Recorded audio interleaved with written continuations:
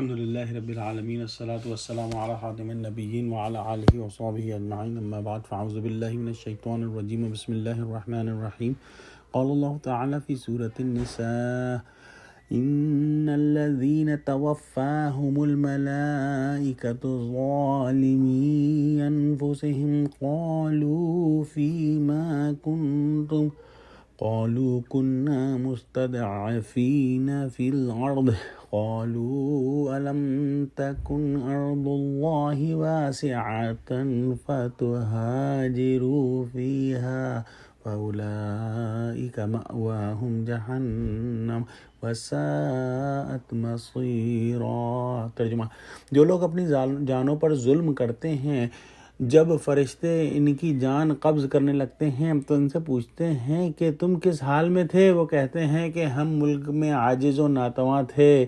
فرشتے کہتے ہیں کیا خدا کا ملک فراغ نہیں تھا کہ تم اس میں ہجرت کر جاتے؟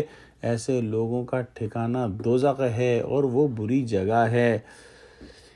بعض مسلمان ایسے بھی ہیں کہ سچے دل سے مسلمان ہیں مگر کافروں کی حکومت میں ہیں اور ان سے مغلوب ہیں اور کافروں کے خوف سے اسلامی باتوں کو کھل کر نہیں کر سکتے، نہ حکم جہاد کی تعمیل کر سکتے ہیں، تو ایسے لوگوں پر فرض ہے کہ وہاں سے ہجرت کریں۔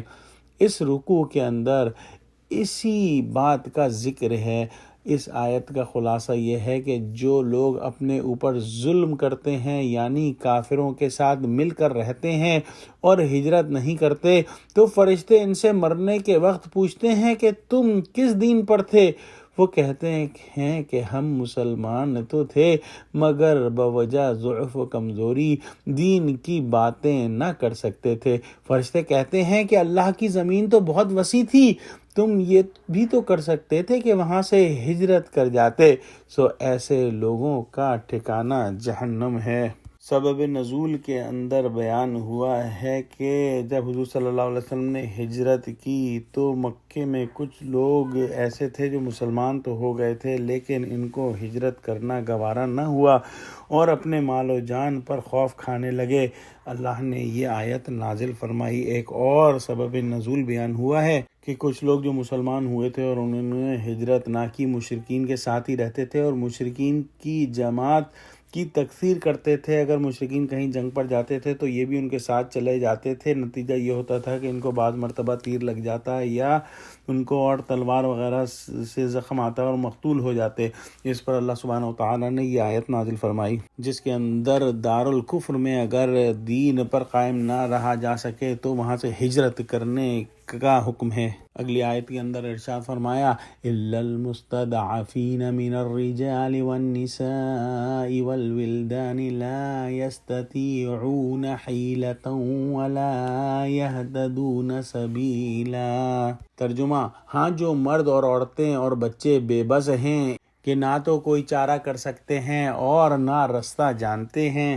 اللہ سبحانہ وتعالیٰ نے اس آیت کے اندر ان لوگوں کی ایکسیپشن دی ہے جو لوگ ضعیف ہیں اور عورتیں ہیں اور بچے ہیں کہ وہ ہجرت کی تدبیر نہیں کر سکتے ہیں اور نہ ان کو کوئی ہجرت کا راستہ معلوم ہے، وہ قابل معافی ہیں۔ اس سے معلوم ہو گیا کہ مسلمان جس ملک میں کھلا نہ رہ سکے وہاں سے ہجرت فرض ہے سوائے ان لوگوں کے جو بالکل معذور اور بے بس ہوں اور کسی کو وہاں پڑے رہنے کی اجازت نہیں۔ اگلی آیت میں ارشاد فرمایا فَأُولَئِكَ عَسَى اللَّهُ أَن يَعْفُوَ عَنْهُمْ وَكَانَ اللَّهُ عَفُوًّا غَفُورًا۔ ترجمہ: قریب ہے کہ خدا ایسوں کو معاف کر دے اور خدا معاف کرنے والا اور بخشنے والا ہے۔ گویا اللہ سبحانہ وتعالیٰ کے علم کے اندر ہر چیز ہے۔ جو لوگ ناتواں ہیں، جو لوگ کمزور ہیں اور معذور ہیں کہ وہ ہجرت نہیں کر سکتے، اللہ سبحانہ وتعالی نے ایسے لوگوں کو معاف کرنے کا ذکر فرمایا ہے۔ بے شک اللہ سبحانہ وتعالی معاف کرنے والا اور بخشنے والا ہے۔ دعا کرتے ہیں کہ اللہ سبحانہ وتعالی ہم کو قرآن کا فہم عطا فرما اور قرآنی احکام پہ چلنے والا بنا۔ آمین۔ وآخر دعوانا الحمدللہ رب العالمین۔ السلام علیکم ورحمۃ اللہ وبرکاتہ۔